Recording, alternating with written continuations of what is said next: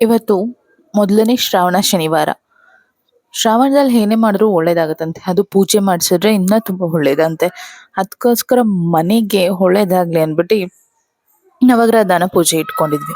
ಪ್ರತಿ ವರ್ಷ ನವಗ್ರಹ ದಾನ ಪೂಜೆನ ದೇವಸ್ಥಾನಕ್ಕೆ ಹೋಗಿ ಶ್ರೀನಿವಾಸನ ದೇವಸ್ಥಾನಕ್ಕೆ ಹೋಗಿ ನವಗ್ರಹ ದಾನ ಕೊಟ್ಟು ಒಂದು 20 ರಿಂದ 50 ಜನಕ್ಕೆ ಪ್ರಸಾದ ಥರ ಹಂಚಿ ಪೂಜೆ ಮಾಡಿಸ್ಕೊಂಡ್ ಬರ್ತಿದ್ವಿ. ಈ ವರ್ಷ ಆಲ್ರೆಡಿ ಮಾಡಿದ್ರು ಸಹ ಮನೆಗೆ ಬಂದಾಗಿಂದ ಯಾವುದೇ ಒಂದು ಪೂಜೆ ಮಾಡಿಲ್ಲ, ಒಳ್ಳೇದಾಗಲಿ ಅನ್ನೋದಕ್ಕೋಸ್ಕರ ಶ್ರಾವಣ ಶನಿವಾರದಲ್ಲಿ ಇವತ್ತು ನವಗ್ರಹ ದಾನ ಪೂಜೆ ಇಟ್ಕೊಂಡಿದ್ವಿ ಮನೇಲಿ.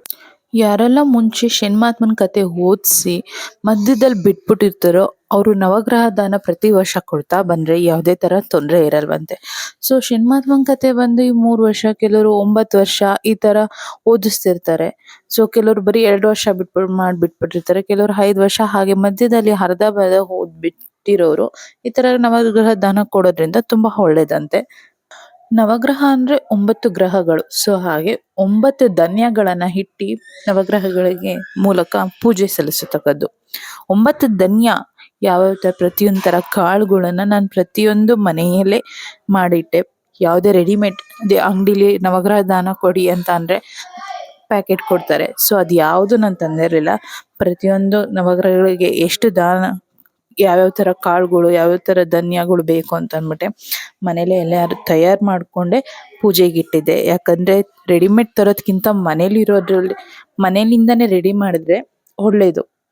ಪೂಜೆಗೆ ಏನೇನು ಬೇಕು ಏನೇನು ಬೇಡ ಅಂತ ಒಂದು ದಿವಸ ಹಿಂದೆಯಿಂದನೇ ರೆಡಿ ಮಾಡ್ಕೊಂಬಿಡೋದು ತುಂಬ ಉತ್ತಮ. ಹಾಗಾಗಿ ನಾನು ನಿನ್ನೆನೇ ಎಲ್ಲ ರೆಡಿ ಮಾಡಿ ಇಟ್ಕೊಂಡಿದ್ದೆ. ಇವತ್ತು 10:30ಗೆ ಸ್ಟಾರ್ಟ್ ಬೇಕಾಗಿತ್ತು ಪೂಜೆ, 11:30ಗೆ ಸ್ಟಾರ್ಟ್ ಆಯಿತು. 1 ಅವರ್ ಲೇಟ್ ಆಗೋಯ್ತು. ಯಾಕಂದರೆ ಶ್ರಾವಣದಲ್ಲಿ ಅರ್ಚಕರು ಸಿಗೋದು ತುಂಬ ಕಷ್ಟ. ಅದರಲ್ಲಿ ಶನಿವಾರದಲ್ಲಿ ಬಂದು ಅವ್ರು ತುಂಬ ಬ್ಯುಸಿ ಇರ್ತಾರೆ. ಹಂಗೋ ಹಿಂಗೋ ಇವತ್ತು ಸಿಕ್ಕಿದ್ದು ನಮ್ಮ ಪುಣ್ಯ ಅಂದ್ಕೊಬೇಕು.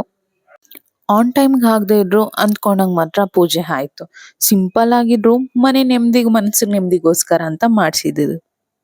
ವರ್ಷದ ಮೊದಲಲ್ಲೇ ನವಗ್ರಹ ದಾನ ಕೊಟ್ಟಿದ್ರು ಮನೆ ಖುಷಿಗೋಸ್ಕರ, ಮನೆ ನೆಮ್ಮದಿಗೋಸ್ಕರ ಮತ್ತೊಂದ್ಸಲಿ ಕೊಡೋದ್ರಲ್ಲಿ ತಪ್ಪಿಲ್ಲ ಅನ್ನಿಸ್ತು. ಸೊ ಮತ್ತೆ ನವಗ್ರಹ ದಾನ ಮಾಡಿ ಪೂಜೆ ಮುಗಿಸಿದ್ವಿ. ಆದರೆ ಮುಂಬರೋ ವರ್ಷಗಳಲ್ಲಿ ನಾನು ದೇವಸ್ಥಾನಕ್ಕೆ ಹೋಗಿ ನವಗ್ರಹ ದಾನ ಕೊಟ್ಟು ಪೂಜೆ ಮಾಡಿಸ್ಕೊಂಬರ್ಬೇಕು ಅನ್ನೋದು ನನಗೆ ನೆಮ್ಮದಿ. ಸೊ ಯಾರೆಲ್ಲ ನನ್ನ ಯೂಟ್ಯೂಬ್ ಚಾನಲ್ ನೋಡ್ತಾ ಇದ್ದೀರಾ, ಇನ್ನು ಸಬ್ಸ್ಕ್ರೈಬ್ ಆಗಿಲ್ಲ, ಪಕ್ಕದಲ್ಲಿ ಬರ್ತಾ ಇರೋ ಸಬ್ಸ್ಕ್ರೈಬ್ ಮಾಡಿ, ಹಾಗೆ ಬೆಲ್ ಬಟನ್ ಅಮ್ಕಿ. Thank you.